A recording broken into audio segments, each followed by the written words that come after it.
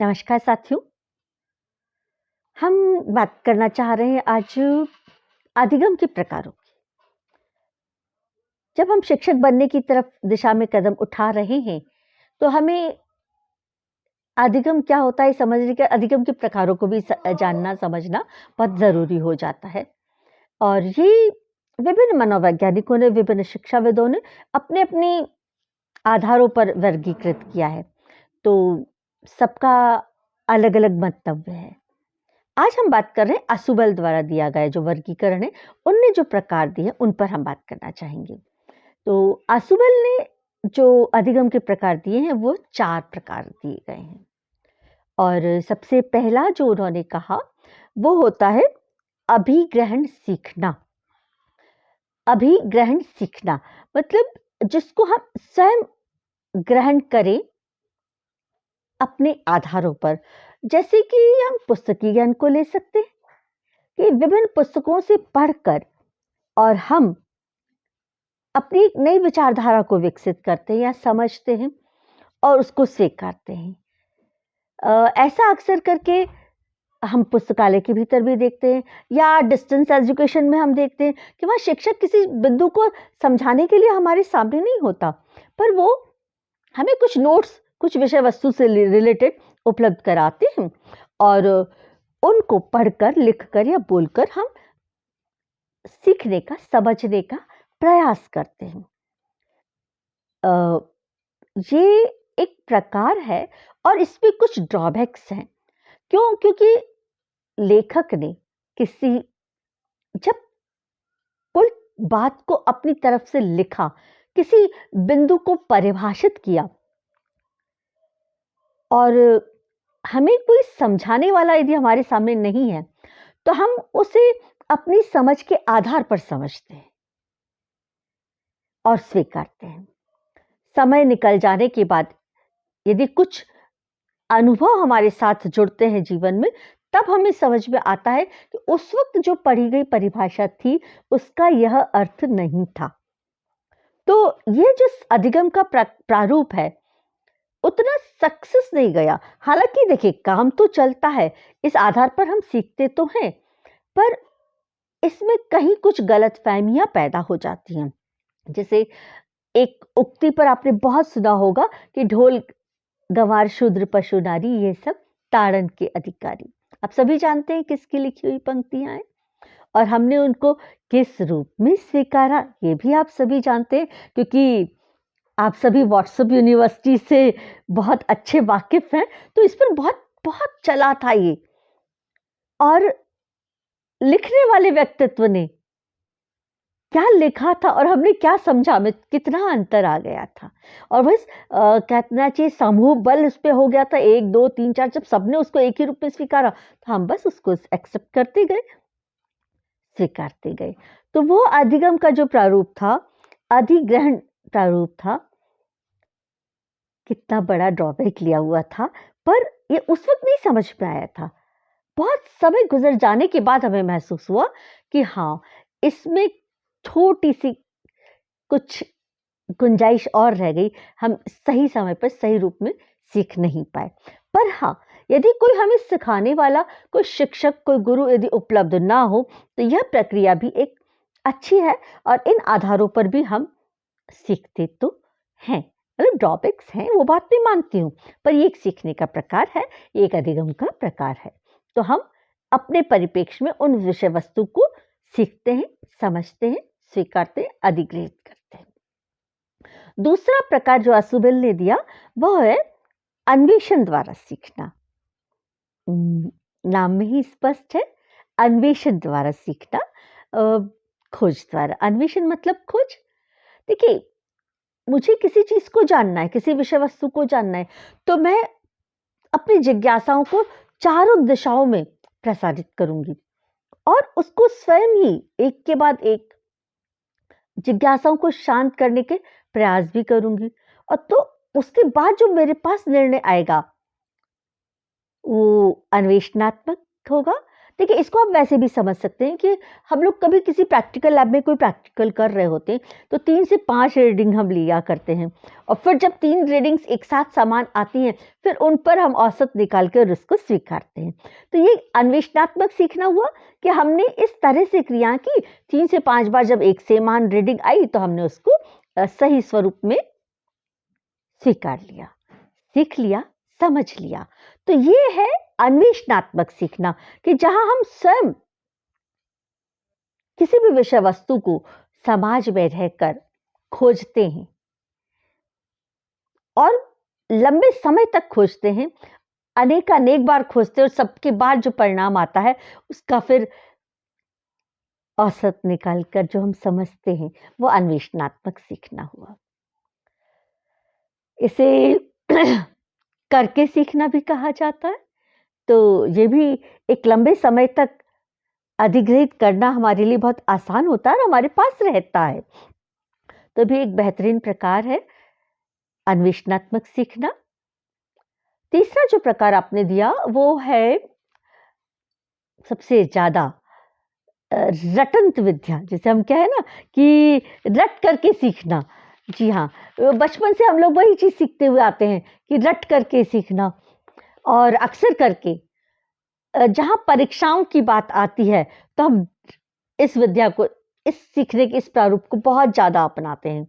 और बचपन से ही आपने, हमने अपने शिक्षकों से के साथ जो क्रिया करी कक्षा कक्षी शिक्षण प्रक्रिया में, वो सबसे ज्यादा यही रहती, गलत लिखा कोई बात नहीं, अब इसको 10 बार लिखो, कल इस शब्द को, इस वाक्य को 10 बार लिख के आना तो याद हो जाएगा। मतलब वो कौन सी जो प्रारूप था सीखने का, वो था रटन के द्वारा सीखना। अब देखिए, ये जो प्रारूप है सीखने का, सीख जाता है इंसान, पर एक समय सीमा तक रखकर, और वो समझ के बगैर सीखना होता है।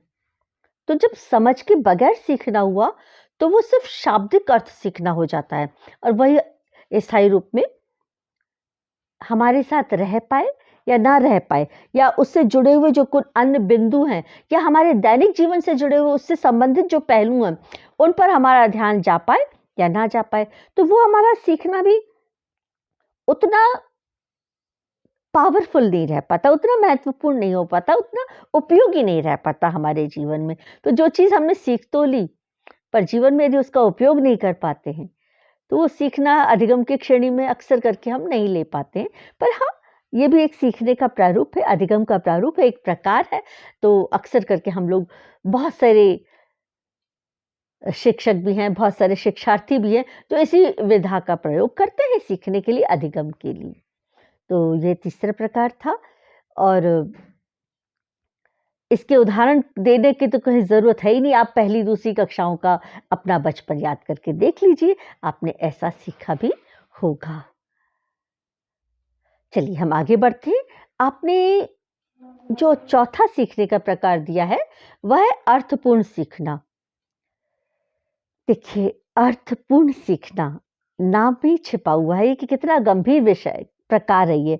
मतलब जो कुछ भी आपने सीखा, सिर्फ रटकर नहीं सीखा, मतलब उसके साथ खोज किया, अन्वेषण जुड़ा, आपका खुद का भी समझ भी जुड़ी, किसी अन्य गुरु की समझ भी आपके भीतर आई, और आपने उस सीखने को अपने दैनिक जीवन में प्रयोग करते हुए सीखा। या उस विषय वस्तु का यदि आपके दैनिक जीवन में, आपके समाज में आपको अवसर मिला तो उस सीखे हुए का प्रयोग कर पाए, उसे हम कहेंगे अर्थपूर्ण सीखना। मतलब ये बहुत महत्वपूर्ण है ये सीखने का प्रकार। और ये सीखने का जो प्रकार है, ये जो प्रारूप है, बेहद महत्वपूर्ण है। वास्तव में देखा जाए तो शिक्षा का जो कहना चाहिए जो मूल है वो ही इसी में जुड़ा हुआ है कि हम यदि जो भी कुछ सीखें उसको अर्थपूर्ण रूप में सीखें, तभी वो हमारे जीवन में सार्थक हो पाता है। देखिए, इसका एक उदाहरण छोटा सा मैं देती हूँ, बिल्कुल दैनिक जीवन से जुड़ा हुआ, कि हम लोग पुस्तकों में पढ़ते हैं कि ये सिद्धांत होते हैं, ये नियम होते हैं, ये प्रारूप होते हैं, ये प्रकार होते हैं। पर जब हम दैनिक जीवन में उनसे जुड़े हुए उदाहरणों को नहीं सीखते तो दैनिक जीवन में वो प्रारूप की ज़रूरत, उन सिद्धांतों की ज़रूरत पड़ती है, तो हमें वो ध्यान ही नहीं आते, क्योंकि वो सिर्फ हम परीक्षा तक सीमित रख रहे थे। जैसा सिंपल सा, अभी सर्दियों का मौसम है, गाजर खूब आ रही है और हमारे हर एक घर में, भारतीय परिवारों में गाजर का हलवा बनता है, परंपरा है स्वाद की। तो अक्सर करके हम बहुत अच्छे से, जो आलू छीलने वाला पिलर होता है, सबसे पहले उसको छील के फिर उसके बाद कद्दूकस करते हैं। तो ये प्रक्रिया है जो हमने बचपन से अपनी दादी नानी, अपनी माँ से सीखी होती है और उसको अपना रहे होते हैं। तो एक बार मेरी एक मित्र हैं, वो भी इसको क्रिया को कर रही थी। मुझे थोड़ा सा ऐसे लगा कि आप शायद बॉटनी में एमएससी है ना? तो उन्होंने कहा हाँ हाँ, मैं बॉटनी से, अरे गोल्ड मेडलिस्ट हूँ। तो मुझे पता था वो गोल्ड मेडलिस्ट हैं और बॉटनी से, तो आपको पता होगा बॉटनी मतलब वनस्पति विज्ञान। उन्होंने क्या चीज़ सीखी समझी, तो मेरे मुंह से एकदम से निकला कि विटामिन बी कॉम्प्लेक्स कहाँ होता है आपको? तो उनका अपर लेयर्स में, मतलब मैंने दोबारा से क्लियर करना चाहा। हाँ, अपर लेयर्स जो होती है ना अनाजों की या दालों की या सब्जी, तो मैंने कहा ये जो कचरा है ये क्या है? तो कि हाँ, ये विटामिन बी कॉम्प्लेक्स है। मैंने कहा आपने क्यों निकाला, आपने क्यों फेंका? तो अरे प्रोसेस तो यही है ना, ऐसे ही तो करेंगे ना, हमने तो अपने परिवारों में यही सीखा था, हमारी मम्मी भी यही करती थी, दादी भी करती थी, नानी भी करती थी, इस यही प्रक्रिया से हम करते थे और हम भी यही कर रहे हैं। देखिए हमारी दादी नानी मम्मी जो भी करती थी, उन्होंने जिस रूप में सीखा था वो सही कर रही थी।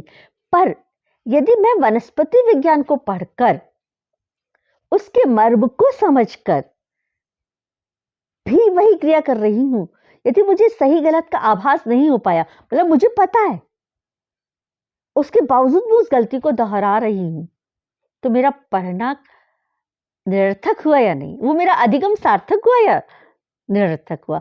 आप खुद ही निर्णय ले सकते हैं। तो ऐसा क्यों हुआ? क्योंकि हमने किताबों में पढ़ा था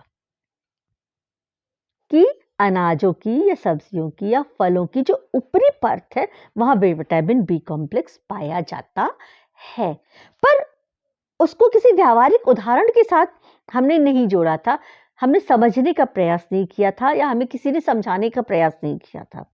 तो जब दैनिक जीवन में हमको उसका उपयोग करने का अवसर मिला, तो हम वो गलती कर गए। और वही, मतलब दाल को भी ऐसे रगड़ के छिलके उतारना, तो सारे दालों के भी जो अपर लेयर का विटामिन बी कॉम्प्लेक्स था वो भी हम सब फेंक रहे थे। तो देखिए आम व्यक्ति कर रहा है तो कोई बात नहीं, वो गलत नहीं कर रहा, क्योंकि उसको सही जानकारी नहीं है।